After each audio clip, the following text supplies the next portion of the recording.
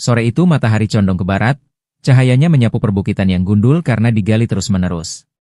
Suara mesin pompa pasir meraung, bercampur dengan teriakan para pekerja yang sibuk mengangkut hasil tambang. Di tengah hamparan luas tambang pasir itu, berdirilah sebuah rumah megah bergaya Jawa modern dengan pendopo besar, milik Pak Bandi, juragan tambang pasir paling kaya di desa itu. Pak Bandi dikenal tegas dan pekerja keras. Meski usianya sudah melewati setengah abad, sorot matanya masih tajam, tubuhnya tegap, dan suaranya berat berwibawa. Ia mengelola tambang pasir sejak muda, dimulai dari hanya satu truk sewaan, hingga kini ia memiliki belasan alat berat dan ratusan karyawan. Di rumah itu pula tinggal Bu Lilis, istrinya yang anggun dan berwibawa, serta Irma, anak perempuan sematawayangnya yang baru berusia 22 tahun. Irma adalah gadis ayu berwajah Jawa, tutur katanya halus, dan ia terkenal ramah di desa.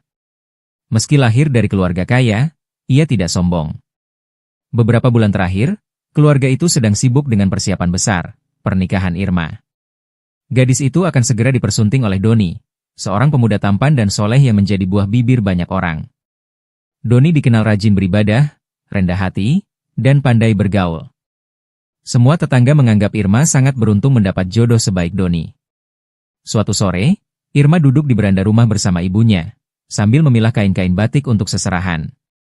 "Ibu, rasanya masih seperti mimpi. Tak lama lagi aku akan menikah," ucap Irma sambil tersenyum malu. Bu Lilis menatap anak gadisnya dengan mata berkaca-kaca.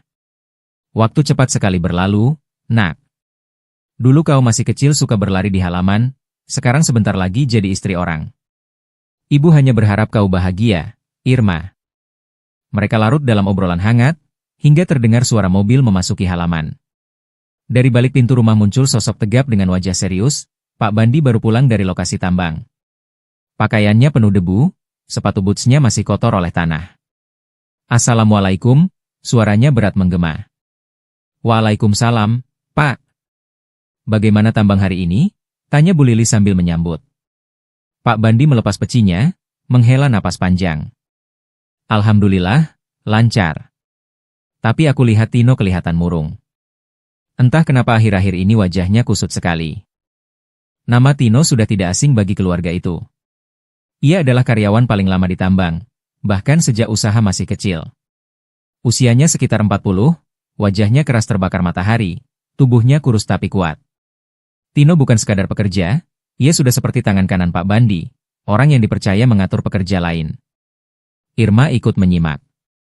"Pak Tino itu yang sering antar bapak pulang, ya? Kalau ibu-ibu di kampung bilang, beliau orangnya jujur dan setia sama bapak." Pak Bandi mengangguk pelan, lalu duduk di kursi rotan. "Benar. Tanpa Tino, tambang ini tak akan jadi sebesar sekarang. Dia ikut dari nol. Tapi aku khawatir, akhir-akhir ini dia banyak sekali masalah pribadi." Wajahnya muram, sering melamun. Bu Lilis menimpali dengan nada lembut. "Mungkin dia sedang banyak pikiran. Namanya juga orang kecil, Pak. Tidak semua sekuat Bapak menghadapi hidup." Pak Bandi tidak menjawab, hanya menghela napas panjang sambil memandang ke arah tambang yang terlihat samar dari kejauhan. Senja makin merayap, dan dari langgar kecil di samping rumah, suara adzan maghrib mulai berkumandang. Doni kebetulan datang sore itu, hendak membantu Irma dan keluarganya menyiapkan acara pernikahan. Ia segera menuju masjid kecil dekat rumah untuk ikamah. Pak Bandi menatap menantunya dari jauh dengan mata berbinar. Anak itu, betul-betul pilihan tepat. Gagah, tapi tetap taat. "Aku lega Irma mendapat jodoh yang baik." Bu Lilis tersenyum tipis, sementara Irma hanya menunduk malu. Sore itu, keluarga kecil itu kembali merasakan hangatnya kebersamaan, tanpa mereka tahu, bayangan gelap sudah mengintai dari balik tambang pasir, menyimpan dendam yang kelak akan merenggut kebahagiaan mereka. Malam itu tambang pasir sudah sepi. Hanya terdengar suara jangkrik dan sesekali gonggongan anjing di kejauhan. Tino duduk di teras rumah kontrakannya yang sempit, kepalanya tertunduk, rokok kretek di tangannya hampir habis. Wajahnya muram, mata cekung, rambut acak-acakan. Di meja kecil di depannya berserakan kertas tagihan hutang, sebagian bertuliskan angka yang membuat dadanya sesak.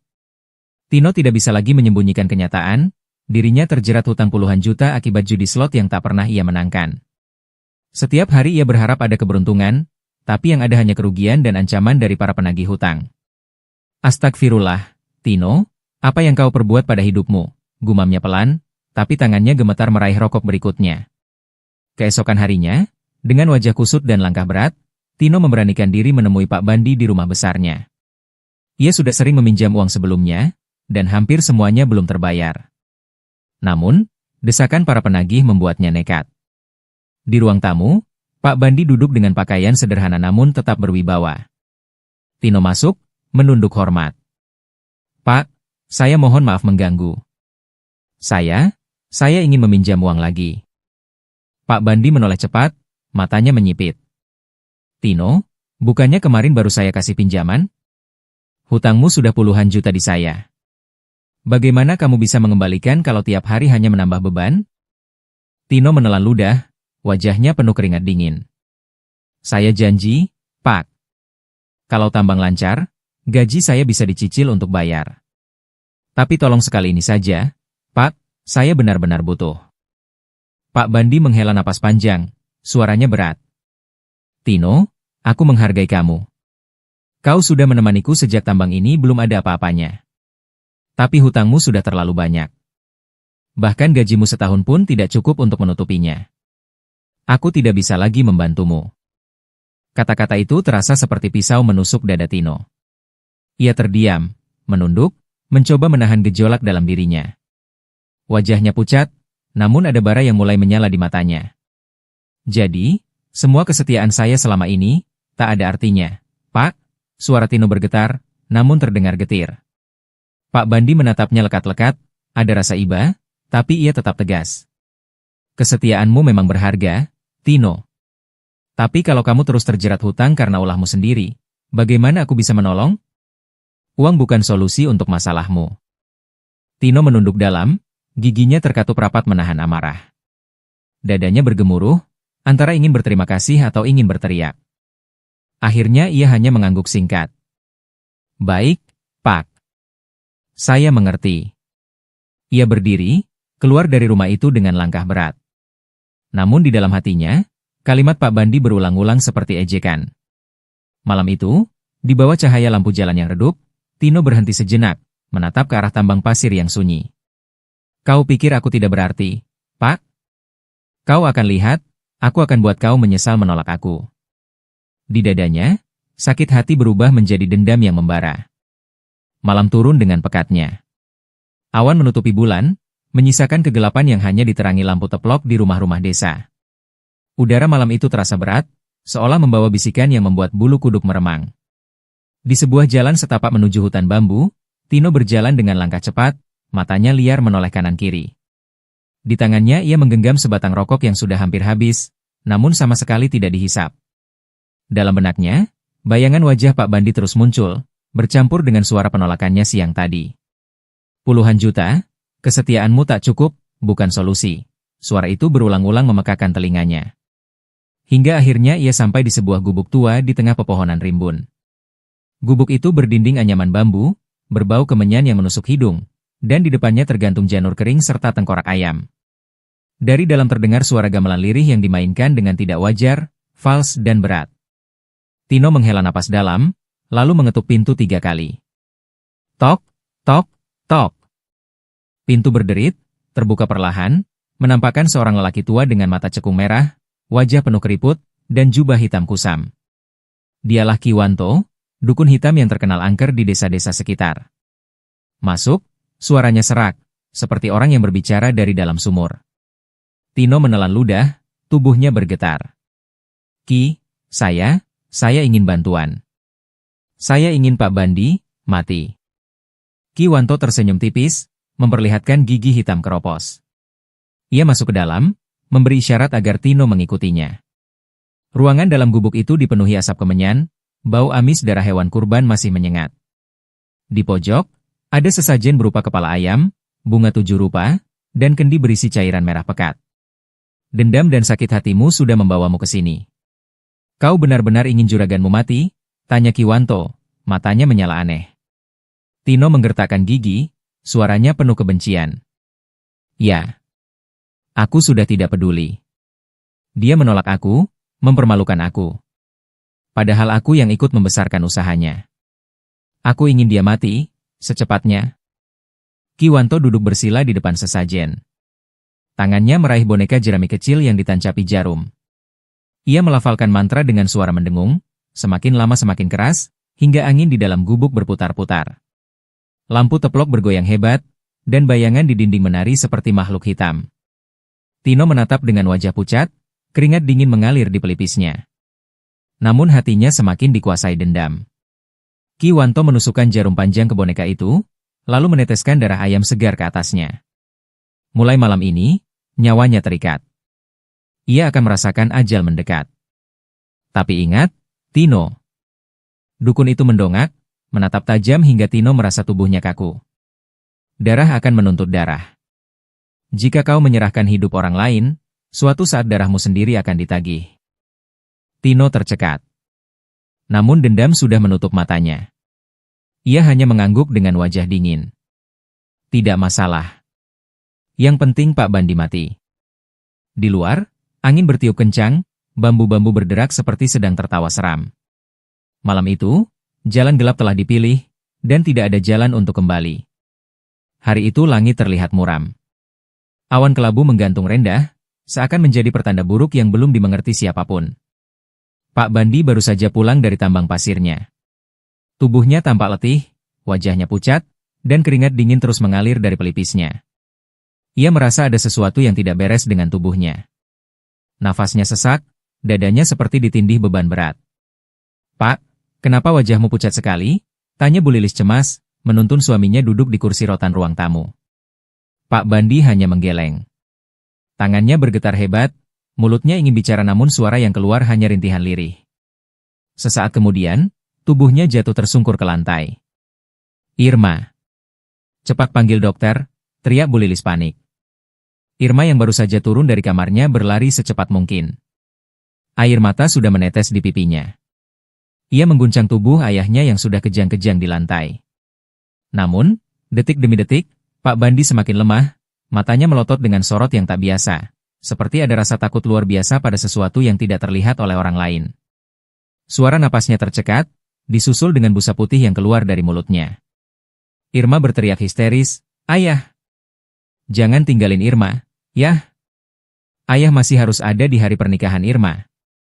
Tapi semua sudah terlambat. Dengan satu tarikan napas panjang yang terdengar berat, tubuh Pak Bandi kaku. Jantungnya berhenti. Tangisan pecah di rumah besar itu. Bu Lilis meraung sambil memeluk tubuh suaminya, sementara Irma jatuh terduduk, gemetar tak percaya.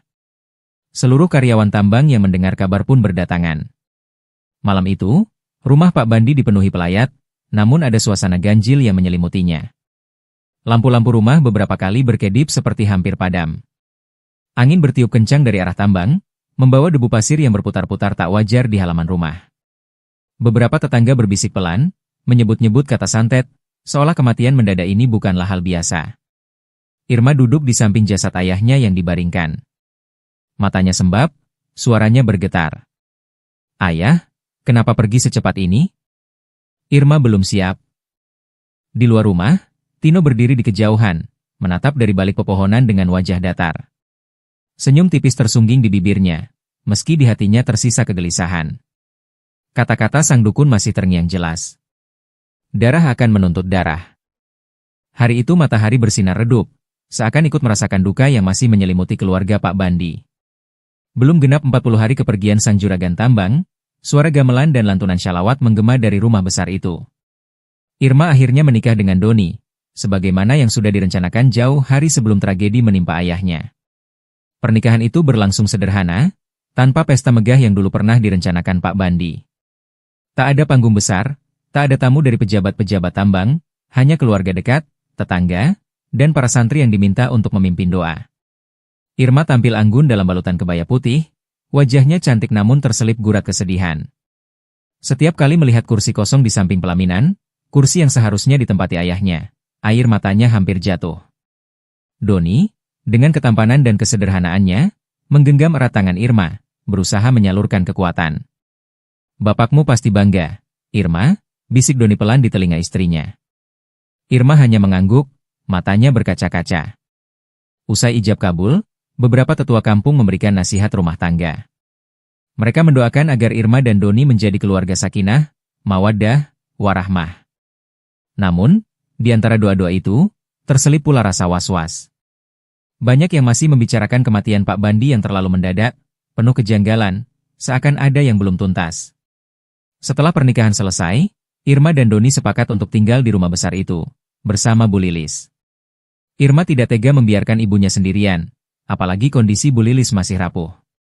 Malam-malam setelah Pak Bandi dikuburkan, sering terdengar suara tangisan lirih dari kamar Bu Lilis. Kadang ia duduk termenung di teras hingga larut, menatap ke arah tambang yang tampak seperti gurun gelap. Awalnya semua berjalan tenang. Doni mencoba mengisi peran sebagai menantu sekaligus penopang keluarga. Ia membantu mengurus administrasi tambang, menenangkan Irma yang masih berduka, dan menjaga Bu Lilis agar tidak larut dalam kesedihan. Kehadirannya menjadi cahaya kecil yang menghangatkan rumah yang diliputi bayang-bayang gelap. Namun di luar sana, ada satu orang yang tidak bisa menerima keadaan ini. Tino. Ia masih bekerja di tambang sebagai mandor, namun wajahnya semakin muram. Di setiap gajian, sebagian besar uangnya habis ditelan judi slot. Hutangnya semakin menumpuk, dan kini ia tak lagi punya Pak Bandi untuk dimintai bantuan. Rasa sakit hatinya bercampur dengan keserakahan. Dalam pikirannya hanya ada satu tujuan, menguasai harta peninggalan Pak Bandi. Dan caranya? Melalui Bu Lilis. Dendam dan nafsu dalam diri Tino perlahan berubah menjadi rencana busuk. Ia yakin, jika berhasil menaklukkan hati janda itu, seluruh kekayaan tambang akan berada dalam genggamannya. Dan untuk itu, ia tahu harus kembali melangkahkan kaki ke tempat yang sama, rumah sang dukun. Malam setelah pernikahan Irma dan Doni, saat semua orang larut dalam kelelahan, Tino duduk sendirian di tepi tambang. Rokoknya menyala, wajahnya diterangi cahaya merah bara. Pandangannya kosong menatap hamparan pasir yang gelap, lalu bibirnya berbisik lirih, penuh dendam. Pak Bandi sudah pergi. Sekarang giliranmu, Bu Lilis. Kamu bakal jadi milikku, suka nggak suka. Angin malam berhembus kencang, membawa butiran pasir yang berdesir seperti bisikan halus. Suasana di sekitar tambang menjadi dingin menusuk, seolah bayangan maut masih berdiam di sana. Beberapa hari setelah pernikahan Irma dan Doni, Tino kembali mendatangi rumah dukun tua yang tersembunyi di balik hutan bambu. Malam itu bulan hanya setengah, tertutup awan kelabu, dan suara burung hantu terdengar bersahut-sahutan. Bau kemenyan dan tanah basah menyambut langkahnya. Dukun itu, Kiwanto, duduk bersila di atas tikar pandan yang penuh coretan simbol aneh. Matanya yang keriput namun tajam menatap Tino, seakan sudah tahu maksud kedatangannya. Tumben cepat kembali, Tino, ujarnya dengan suara parau.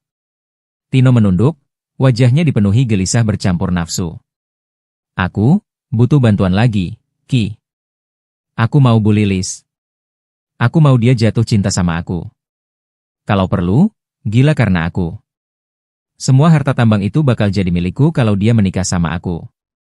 Kiwanto tertawa lirih, suaranya bagai seretan besi di tanah. Kamu main api, Tino. Guna-guna cinta itu lebih kejam dari santet kemarin. Jiwanya akan hancur, pikirannya dikacaukan. Dia bukan lagi dirinya sendiri. Itu yang aku mau, Ki, jawab Tino mantap, meski bulu kuduknya meremang. Ritual pun dilakukan. Seekor ayam hitam disembelih, darahnya ditampung dalam tempayan tanah liat. Kiwanto meneteskan darah itu ke kain kafan kecil yang sudah ditulisi raja-raja hitam. Lalu ia meniupkan asap kemenyan ke wajah Tino. Letakkan ini di bawah bantalnya, atau cukup kamu bawa saat berjumpa dengannya. Tidak butuh waktu lama, pikirannya akan kabur, hatinya akan terikat padamu. Tino menerima benda itu dengan tangan bergetar, namun senyum licik sudah muncul di bibirnya. Hari-hari berikutnya, perubahan mulai terlihat pada Bu Lilis. Semula ia hanya tampak murung karena kehilangan suaminya, tapi kini sikapnya benar-benar berubah. Ia sering marah tanpa alasan, suaranya meninggi hanya karena hal sepele. Pernah suatu pagi, Irma hanya terlambat menyajikan teh, Bu Lilis langsung melempar cangkir ke lantai. Kamu itu istri orang tapi masih kayak anak kecil. Apa susahnya bikin teh tepat waktu? Bentaknya, membuat Irma terdiam dengan mata berkaca-kaca. Irma yang dulu selalu dekat dengan ibunya, kini merasa asing. Sosok lembut penyayang itu hilang, digantikan wajah keras yang mudah tersulut emosi. Malam-malamnya pun berubah. Kadang terdengar suara Bu Lilis berbicara sendiri di kamar, seperti bercakap dengan seseorang yang tidak kasat mata. Doni yang menyaksikan semua itu mulai merasa curiga. Ia sering memperhatikan gerak-gerik Bu Lilis, juga kehadiran Tino yang semakin sering datang ke rumah dengan alasan mengurus tambang. Setiap kali Tino datang, tatapan Bu Lilis tampak berbeda, matanya redup, namun ada cahaya aneh di sana, seperti orang yang sedang mabuk. Suatu malam, Doni berbicara lirih pada istrinya yang menangis di kamarnya. "Irma, aku rasa ada yang gak beres sama ibu. Perubahan ini bukan karena sedih semata. Ada sesuatu yang mengikatnya. Aku takut, ini ulah orang yang sengaja ingin merusak keluargamu." Irma memegang tangan suaminya erat-erat, air matanya menetes deras. "Mas, aku nggak mengenali ibu lagi. Kenapa bisa berubah begini?" "Aku takut." Di luar kamar, angin malam bertiup kencang. Jendela berderak, dan terdengar bisikan samar dari halaman belakang, seakan ada yang tertawa lirih dalam kegelapan. Suasana malam di rumah besar peninggalan Pak Bandi terasa tegang. Lampu ruang makan menyala temaram, menyoroti wajah Bu Lilis yang sejak tadi duduk dengan sikap gelisah. Irma dan Doni baru saja selesai makan, namun belum sempat beranjak, Bu Lilis membuka suara dengan nada datar tapi tegas. "Ada yang mau ibu sampaikan, sesuatu yang penting."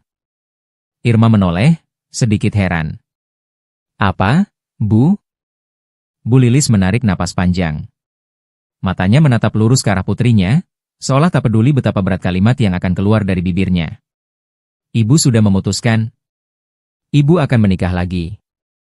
Suasana mendadak hening. Sendok yang dipegang Irma terlepas dari tangannya, jatuh ke piring dengan bunyi nyaring. Doni menatap mertuanya kaget, lalu melirik Irma yang wajahnya pucat pasi. "Apa maksud ibu, menikah lagi?" Suara Irma bergetar, matanya melebar tak percaya. "Ya," jawab Bu Lilis tenang, bahkan dengan sedikit senyum samar yang membuat suasana makin mencekam. "Dan orang itu adalah Tino." Sekejap darah Irma seperti berhenti mengalir. Ia memandang ibunya dengan tatapan tak percaya, lalu berdiri mendadak dari kursinya. "Ibu, sadar nggak apa yang ibu katakan?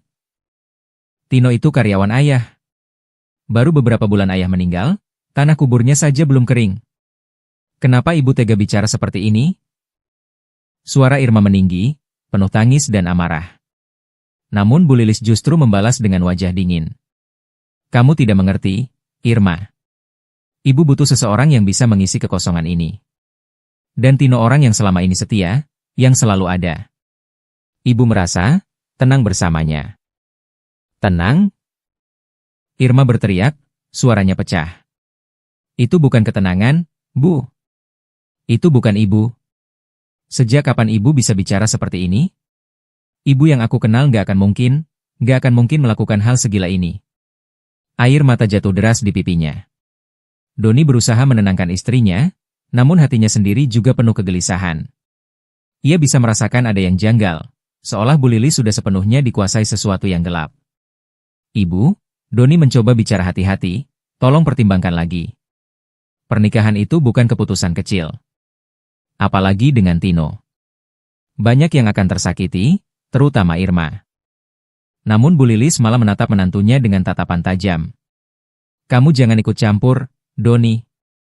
Ini urusan ibu. Kalau kamu benar-benar sayang sama Irma, jangan hasut dia untuk membenci keputusan ibu." Irma menangis terseduh, suara parau keluar di sela isakannya. "Ibu, kenapa jadi kayak orang lain? Aku merasa ibu bukan ibu lagi." Hening menjerat ruangan. Hanya suara tangis Irma yang terdengar, memecah malam yang semakin mencekam. Doni menatap Bu Lilis, dalam hati ia berjanji akan mencari tahu apa yang sebenarnya terjadi, karena ia yakin, ada tangan hitam yang membuat keluarga ini hancur perlahan. Sejak pengumuman mengejutkan Bu Lilis, rumah besar itu terasa berbeda. Malam-malam yang dulu hanya sunyi kini penuh dengan ketegangan yang tak terlihat. Angin malam berhembus tanpa arah, menyusup melalui celah-celah jendela, membawa aroma anyir yang samar, seperti darah basi. Malam pertama setelah pengumuman itu, Irma terbangun oleh suara gamelan yang lirih namun menakutkan. Suara itu terdengar dari ruang tengah, meski semua alat musik tertutup rapat dan listrik menyala normal. Bunyi gamelan bergema samar, lalu tiba-tiba berhenti, membuat bulu kuduk Irma meremang. Ia menutup wajahnya dengan bantal, tapi suara itu muncul lagi, lebih keras, lebih menusuk. Suara itu seperti dipukul oleh tangan tak kasat mata, memanggil, mengganggu ketenangan rumah. Tidak hanya suara. Bayangan hitam mulai muncul di sudut-sudut rumah. Saat lampu ruang tamu menyala temaram, bayangan itu seolah menempel di dinding, bergerak perlahan seperti sosok tinggi dan rapuh. Irma sering melihatnya ketika berjalan melewati koridor, namun setiap kali ia menoleh, bayangan itu lenyap begitu saja. Tak cukup sampai di situ. Bau anyir, seperti darah yang sudah basi, muncul di kamar Bu Lilis, di dapur, bahkan di kamar Irma sendiri. Aroma itu begitu kuat hingga membuat perut Irma mual, dan Doni harus membuka jendela beberapa kali agar udara berganti. Seiring hari-hari berlalu, kondisi Irma semakin memburuk. Tubuhnya sering lemah tanpa sebab, wajahnya pucat, bibirnya kering, dan matanya tampak selalu gelisah. Ia sering terbangun di tengah malam dengan tangisan pelan, menatap gelapnya rumah dengan ketakutan. "Mas, aku merasa ada yang mengikuti aku," bisiknya pada Doni suatu malam, suaranya parau. Doni menatap istrinya dengan cemas. Ia memegang tangan Irma erat. "Tenang, sayang, kita cari tahu apa yang sebenarnya terjadi. Aku yakin, ini bukan hal biasa. Ada sesuatu yang tidak baik di rumah ini." Doni mulai memperhatikan lebih seksama. Setiap kali ia berjalan di malam hari, hawa rumah terasa dingin menusuk, jauh lebih dingin daripada udara luar. Pintu rumah kadang terdengar terbuka sendiri, langkah kaki samar terdengar di lantai atas, padahal hanya mereka bertiga yang ada di dalam rumah. Kondisi ini membuat Doni semakin yakin bahwa ada gangguan santet atau guna-guna. Ia mengamati perubahan perilaku Bu Lilis yang semakin mudah marah, serta perubahan energi di rumah yang penuh aura gelap. Segala hal yang tadinya hangat dan nyaman kini berubah menjadi sarang ketakutan yang membayang. Suatu malam, Doni berkata lirih pada Irma, suaranya penuh tekad, "Irma, besok kita pergi ke kakekku. Dia tahu bagaimana menghadapi hal-hal seperti ini. Aku ingin kita bertanya pada beliau, karena aku rasa rumah ini sudah tidak aman lagi." Irma menatap suaminya dengan mata berkaca-kaca. Ia merasa lega ada seseorang yang mau melindunginya, namun juga takut dengan kegelapan yang terus membayang di rumah sendiri. Di luar jendela, angin malam menderu, membawa bisikan samar, seolah rumah itu sendiri sedang memperingatkan mereka akan ancaman yang belum terlihat. Keesokan harinya, Doni memutuskan membawa Irma ke rumah kakeknya, Kiai Hadi, di Boyolali. Rumah Kiai itu terletak agak terpencil, dikelilingi pepohonan bambu dan sawah yang luas. Jalan setapak yang mereka lalui berdebu, namun terasa tenang dibandingkan hawa gelap di rumah Irma. Kiai Hadi, lelaki tua berkumis tipis dan mata tajam, menyambut mereka dengan tenang namun penuh kewibawaan. Ia sudah mendengar kabar tentang gangguan yang menimpa keluarga itu. "Doni, Irma, ceritakan semuanya secara detail. Jangan ada yang ditutupi, walau hal itu terdengar aneh atau mustahil," ucap Kiai Hadi sambil mengantarkan mereka masuk ke ruang utama. Irma menceritakan semua yang dialaminya, perubahan sikap Bu Lilis, gangguan suara gamelan tengah malam, bayangan hitam yang menakutkan, bau anyir yang muncul tiba-tiba, bahkan penyakit misterius yang membuatnya lemah dan pucat. Doni menambahkan pengamatannya sendiri, termasuk perubahan energi di rumah yang terasa pekat, seperti ada kehadiran gelap yang mendominasi. Kiai Hadi mendengus, wajahnya mengerut. Ia menutup mata sesaat, merasakan getaran aura di tubuh kedua cucunya. Ini bukan sekadar gangguan biasa. Ada jin santet yang dikirimkan orang yang ingin menguasai rumah dan harta kalian. Aura hitamnya pekat, sudah mengikat energi keluarga kalian sejak lama, tapi baru sekarang mulai aktif setelah Pak Bandi meninggal. Setelah itu, Kiai Hadi mengeluarkan tasbih saktinya, sebuah tasbih kayu tua yang telah diruqyah dan diberkahi berkali-kali. Ia menaruhnya di telapak tangan, menundukkan kepala, dan mulai membaca ayat-ayat ruqyah dengan suara tegas namun mengalun lembut. Suara itu menggetarkan ruang tamu, seperti membelah kesunyian yang menebal. Doni dan Irma memejamkan mata, merasakan hawa dingin pekat di sekeliling mereka. Udara seolah menjadi berat, dan bayangan hitam samar menari di sudut-sudut rumah yang seharusnya terang. Lampu berkedip, tirai bergoyang meski tidak ada angin. Kiai Hadi membuka mata dan menatap Doni dengan serius. "Kalian harus siap. Aku akan ikut ke rumahmu. Di sana aura hitam sudah begitu pekat, jin itu sudah mulai menguasai beberapa energi di rumah. Jangan lengah, karena ia bisa menyerang siapa saja yang lemah hati." Doni menggenggam tangan Irma lebih erat. "Baik, kakek, kita siap."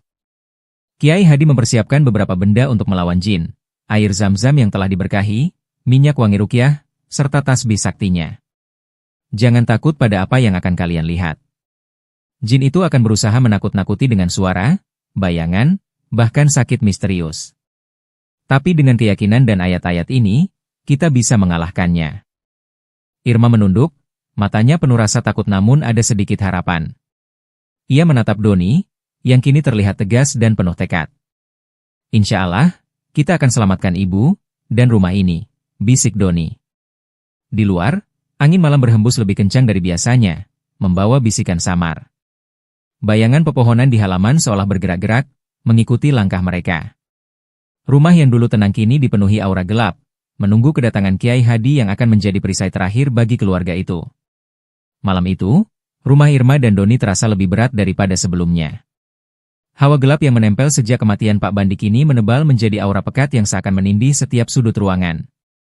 Doni dan Irma berdiri di samping Kiai Hadi, menatap ke sekeliling dengan waspada.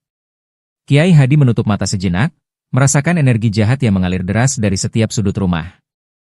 Suara gamelan lirih terdengar lagi, kali ini lebih keras, lebih memekakan telinga.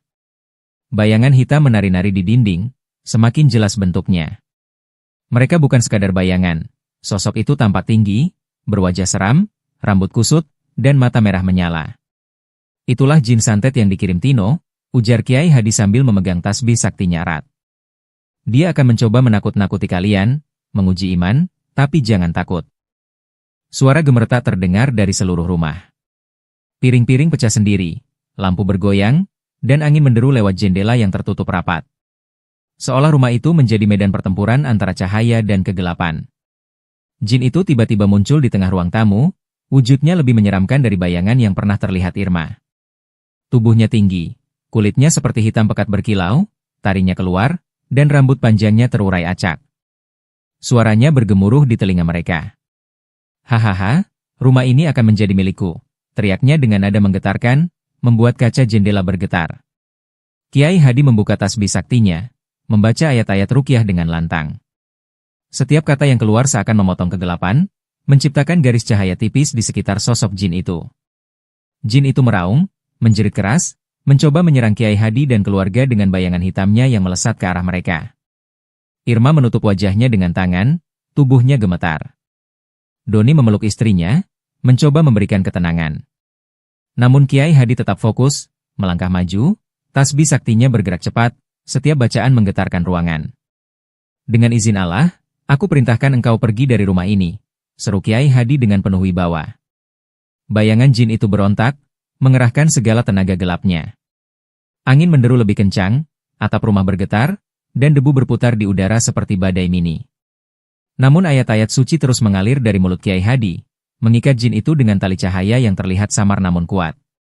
Akhirnya, dengan satu bacaan terakhir, jin itu meraung keras, tubuhnya berputar-putar di udara sebelum meledak menjadi kabut hitam yang tersedot keluar rumah. Suara gemeretak dan ledakan samar terdengar, kemudian hening. Rumah yang sebelumnya gelap dan berat, perlahan terasa lega. Angin malam kembali normal, bau anyir menghilang, dan bayangan hitam lenyap tanpa jejak. Irma membuka matanya, tubuhnya lemas, namun rasa takut mulai berkurang. Doni menatap Kiai Hadi dengan rasa syukur. Alhamdulillah. Jin itu kalah, ujar Kiai Hadi sambil menundukkan kepala, tasbihnya masih digenggam erat. Sekarang rumah ini sudah bersih, tapi kalian harus tetap waspada. Orang yang mengirim jin itu masih ada di luar sana. Irma menunduk, air matanya mengalir, campur aduk antara ketakutan dan rasa lega. Doni memeluknya erat. Rumah itu kini terasa hangat kembali, seperti rumah mereka yang dulu, meski bayangan kegelapan baru saja diusir. Malam itu, Tino gelisah. Sejak sore tubuhnya panas dingin, dadanya sesak, dan pikirannya tak tenang. Ia duduk sendirian di ruang tamu rumah kecilnya, ditemani lampu minyak yang berkelap-kelip seolah ikut menari dengan bayangan di dinding. Setiap kali ia mencoba memejamkan mata, suara-suara aneh terdengar di telinganya. Suara gamelan, suara Pak Bandi memanggil namanya, hingga suara perempuan menangis lirih di pojok ruangan. Siapa? Tino berteriak sambil bangkit.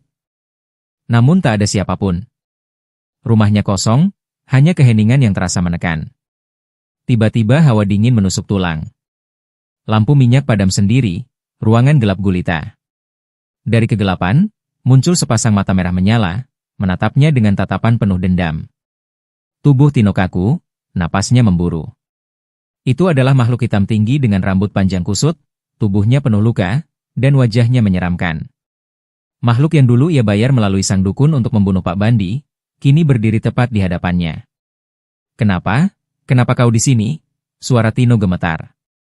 Makhluk itu tidak menjawab. Hanya mendekat dengan langkah berat, mengeluarkan suara menggeram yang membuat telinga Tino berdenging. Firasat buruk itu kini menjadi nyata. Ucapan sang dukun terngiang kembali di kepalanya. Darah akan menuntut darah. Apa yang kau tanam, akan menjemputmu.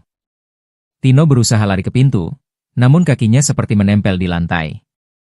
Tubuhnya tak mau digerakkan. Makhluk itu kini hanya berjarak 1 langkah, lalu dengan cepat ia meraih leher Tino.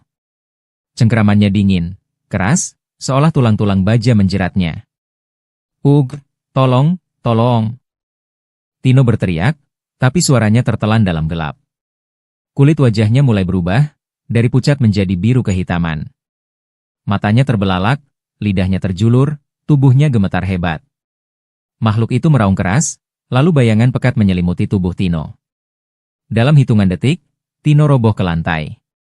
Matanya masih terbuka lebar, namun tubuhnya sudah tak bernyawa. Wajahnya membiru kehitaman, seolah racun pekat meresap ke dalam darahnya. Di luar rumah, angin malam berhenti bertiup. Sunyi. Hanya ada satu tanda yang tertinggal, bau anyir menusuk hidung, menandakan kematian yang tidak wajar. Tino telah menerima balasan dari perbuatannya sendiri. Pagi itu, matahari akhirnya menembus jendela rumah besar peninggalan Pak Bandi. Untuk pertama kalinya setelah sekian lama, sinar hangat itu terasa menenangkan, bukan lagi samar-samar terhalang kabut hitam yang selalu menyelimuti rumah. Bu Lilis terbangun dari tidur panjangnya. Kepalanya berat, tubuhnya lemah, seolah baru saja keluar dari mimpi buruk yang panjang. Ia menatap sekeliling dengan mata berkaca-kaca. Kenangan beberapa bulan terakhir menyeruak di kepalanya, kemarahannya yang tak beralasan, sikap kasarnya pada Irma, bahkan keputusannya untuk menerima Tino. Semua terasa asing, seakan ia bukan dirinya sendiri. Dengan tubuh gemetar, ia berjalan ke kamar Irma. Di sana, Irma masih terbaring, wajahnya pucat namun mulai membaik. Doni duduk di sampingnya, menggenggam tangan istrinya dengan sabar. Saat Bu Lilis melangkah masuk, Doni menoleh. Tatapannya penuh pertanyaan, sekaligus hati-hati. "Irma," suara Bu Lilis serak. Air matanya mengalir deras. Ia mendekati putrinya, lalu jatuh berlutut di samping ranjang. "Nak, maafkan ibu. Maafkan semua kebodohan ibu. Ibu sudah menyakiti kamu, membuatmu menderita. Aku bukan diriku sendiri." Irma membuka matanya perlahan. Meski tubuhnya masih lemah, ia melihat ibunya menangis terseduh-seduh, sesuatu yang tak pernah ia lihat sebelumnya. Dengan sisa tenaga, ia mengangkat tangannya dan menyentuh wajah ibunya. "Ibu, aku tahu, itu bukan ibu yang sebenarnya," bisiknya lirih. "Aku sudah memaafkan ibu sejak lama." Tangisan Bu Lilis pecah semakin keras. Ia memeluk Irma erat-erat, seakan tak mau lagi kehilangan anak satu-satunya. Doni ikut menundukkan kepala, hatinya ikut luluh melihat momen itu. Beberapa hari setelah pertarungan gaib itu, kesehatan Irma perlahan pulih. Wajahnya kembali cerah, keceriaannya mulai tampak. Bu Lilis pun benar-benar kembali menjadi dirinya yang dulu, lembut, penuh kasih, dan selalu memikirkan anaknya. Rumah yang sempat dipenuhi teror kini kembali terasa tenteram. Kiai Hadi masih sering datang berkunjung, memberi nasihat agar mereka tidak lengah dan senantiasa memperkuat iman. "Ingatlah," ucapnya suatu sore, "keserakahan dan dendam adalah pintu yang membuka jalan bagi kegelapan. Sekali kita biarkan, ia akan menghancurkan segalanya, bahkan keluarga yang paling bahagia sekalipun." Irma, Doni, dan Bu Lilis mengangguk. Mereka tahu, semua yang terjadi adalah pelajaran berharga. Tambang pasir, harta, dan kemewahan tidak ada artinya jika dibandingkan dengan keluarga dan ketenangan batin. Dan di makam Pak Bandi, mereka bertiga berdiri bersama. Irma menabur bunga, Bu Lilis berdoa sambil menangis, sementara Doni menunduk penuh hormat. Dalam hati mereka, ada janji yang sama, menjaga nama baik keluarga, hidup sederhana, dan tidak lagi memberi celah pada kegelapan. Di atas tanah yang masih basah itu, seakan ada bisikan halus, menyampaikan pesan abadi. Keserakahan, dendam, dan ilmu hitam selalu berujung pada kehancuran. Hanya iman, kesabaran, dan kasih sayang keluarga yang mampu menyelamatkan.